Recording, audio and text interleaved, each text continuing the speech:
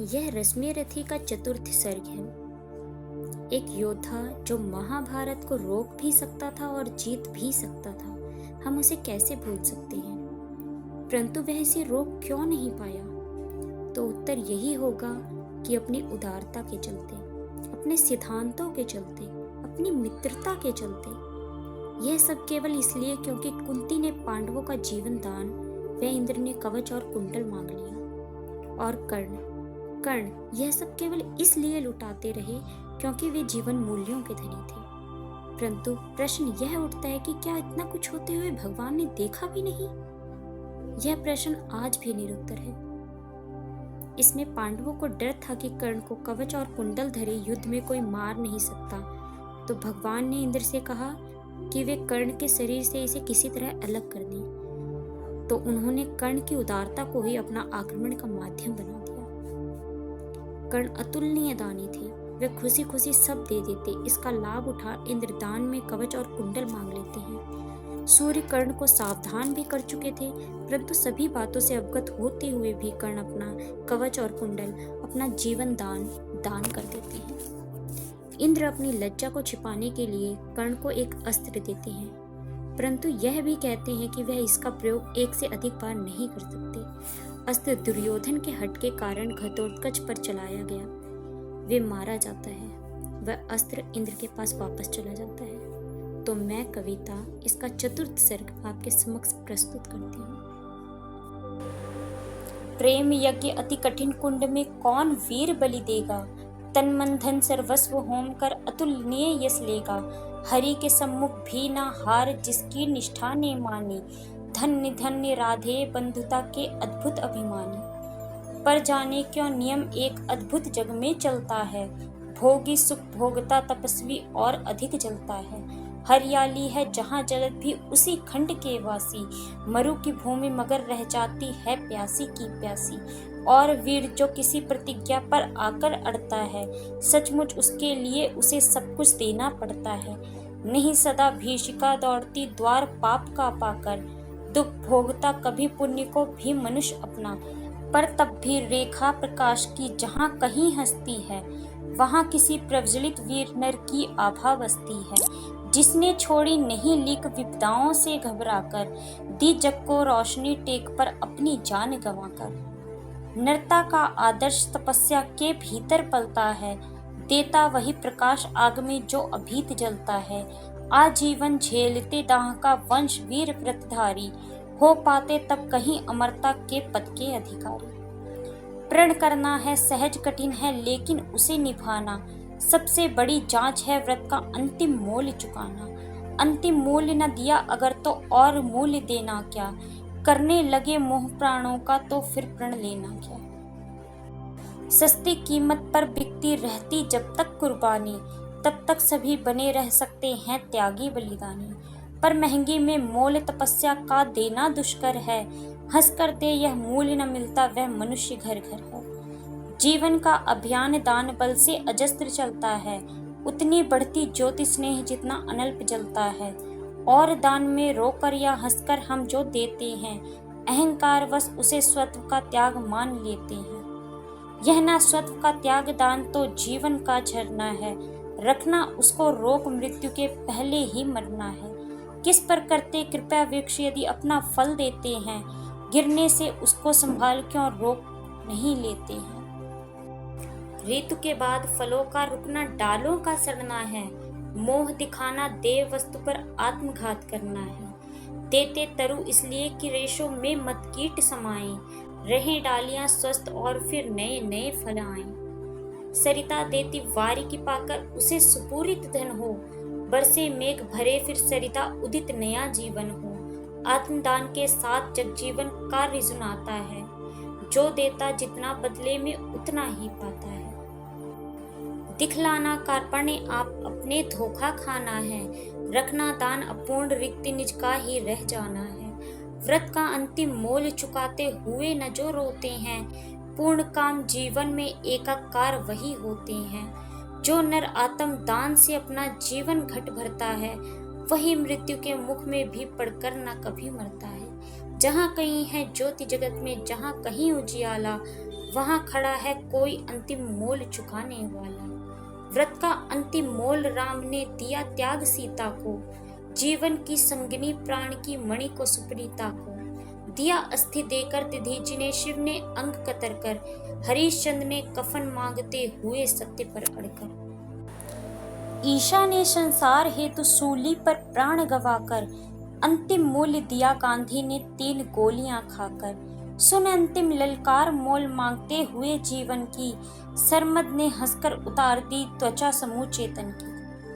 हंसकर लिया मरण ओठों पर, जीवन का व्रत पाला, अमर हुआ सुकरात जगत में पीकर विष का प्याला। मार कर भी मंसूर नियति का सह पाया न ठिठोली, उत्तर में 100 बार चीख कर बोटी बोटी बोली।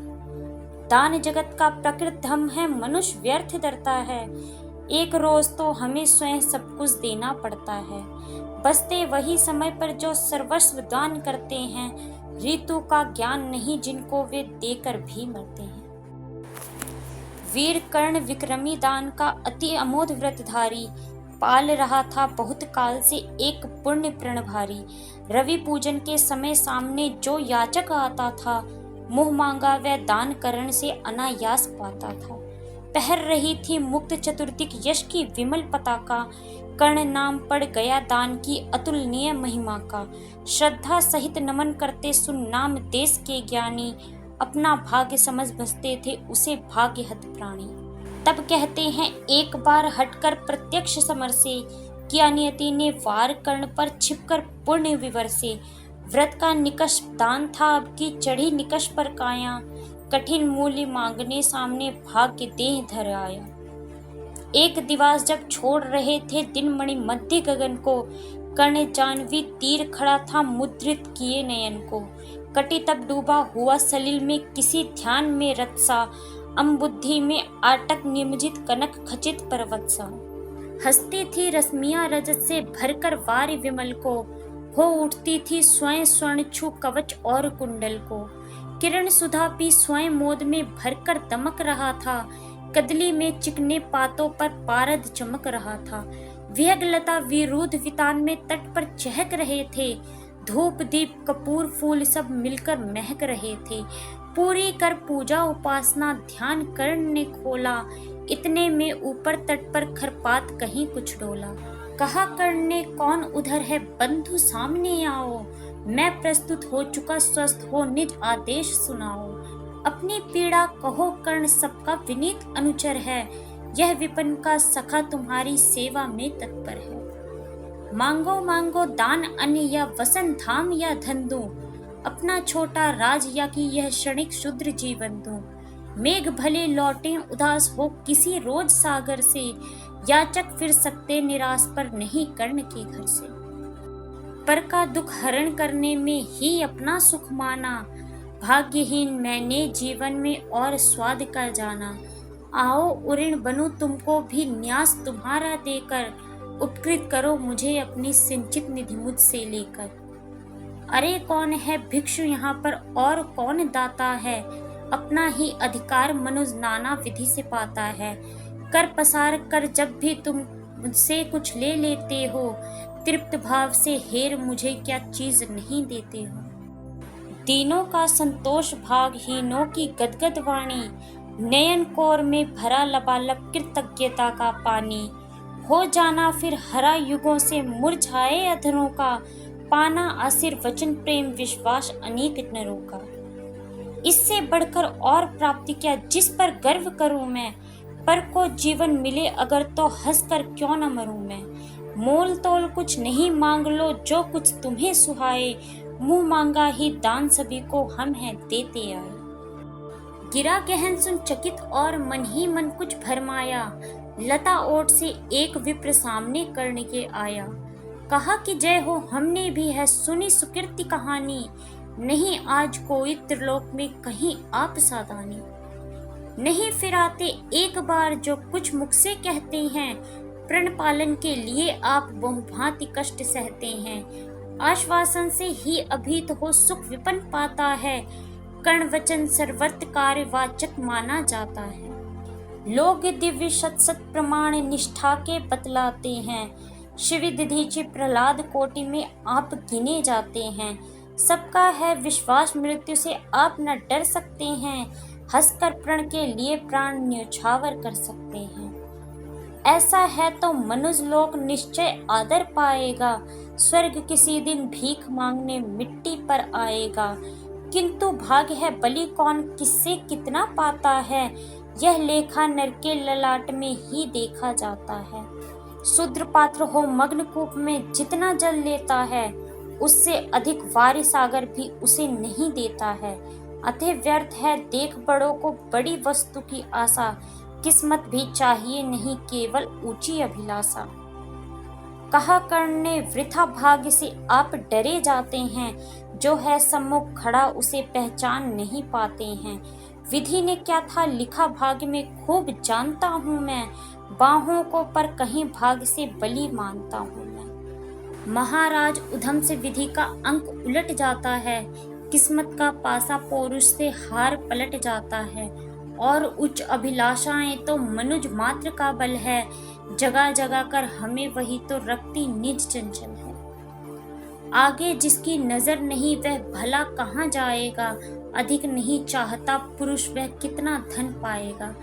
अच्छा अब उपचार छोड़ बोलिए आप क्या लेंगे। सत्य मानिए जो मांगेंगे आप वही हम देंगे। मति डोलती और डोलता नभ में देव निलय भी। कभी कभी डोलता समर में किंचित वीर हृदय भी। डोले मूल अचल पर्वत का या डोले ध्रुव तारा। सब डोले पर नहीं डोल सकता है वचन हमारा। भली भांति कसकर दाता को बोला नीच भिखारी। धन्य धन्य राधे दान के अति अमोध व्रतधारी। ऐसा है औदार्य तभी तो कहता हर याचक है। महाराज का वचन सदा सर्वत्र क्रियावाचक है। मैं सब कुछ पा गया प्राप्त कर वचन आपके मुख से। अब तो मैं कुछ लिए बिना भी जा सकता हूँ सुख से। क्योंकि मांगना है जो कुछ उसको कहते डरता हूँ। और साथ ही एक दुविधा का भी अनुभव करता हूँ। कहीं आप दे सके नहीं जो कुछ मैं धन मांगूंगा। मैं तो भला किसी विधि अपनी अभिलाषा त्यागूंगा। किंतु आपकी कीर्ति चांदनी फीकी हो जाएगी। निष्कलंक विधु कहाँ दूसरा फिर वसुधा पाएगी।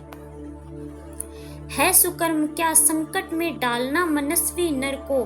प्रण से डिगा आपको दूंगा क्या उत्तर जग भर को। सब कोसेंगे मुझे कि मैंने पुण्य मही का लूटा। मेरे ही कारण अभंग प्रण महाराज का टूटा। अतः विदा दे मुझे खुशी से मैं वापस जाता हूँ। बोल उठा राधे आपको मैं अद्भुत पाता हूँ। सुर है या कि यक्ष है अथवा हरि के मायाचर हैं। समझ नहीं पाता कि आप नर हैं या यौन इतर हैं। भला कौन सी वस्तु आप मुझ नस्वर से मांगेंगे। जिसे नहीं पाकर निराश हो अभिलाषा त्यागेंगे। गो धरती धन धाम वस्तु जितनी चाहे दिलवा दूं। इच्छा हो तो शीश काट कर पद पर यहीं चढ़ा दूं। या यदि साथ लिया चाहे जीवित सदेह मुझको ही।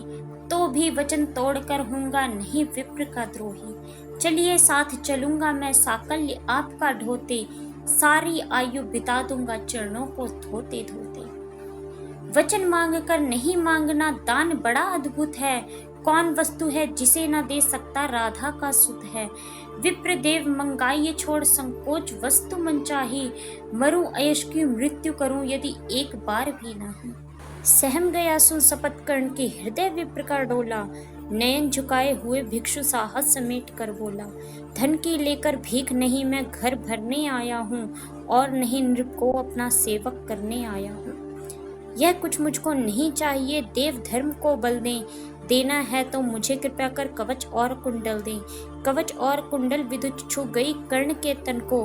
पर कुछ सोच रहस्य कहा उसने गंभीर कर मन को। समझा तो यह और न कोई आप स्वयं सुरपति हैं। देने को आए प्रसन्न हो तब को नई प्रगति है। धन्य हमारा सुयस आपको खींच मही पर लाया। स्वर्ग भीख मांगने आज सच ही मिट्टी पर आया। क्षमा कीजिए इस रहस्य को तुरंत न जान सका मैं। छिपकर आए आप नहीं इससे पहचान सका मैं।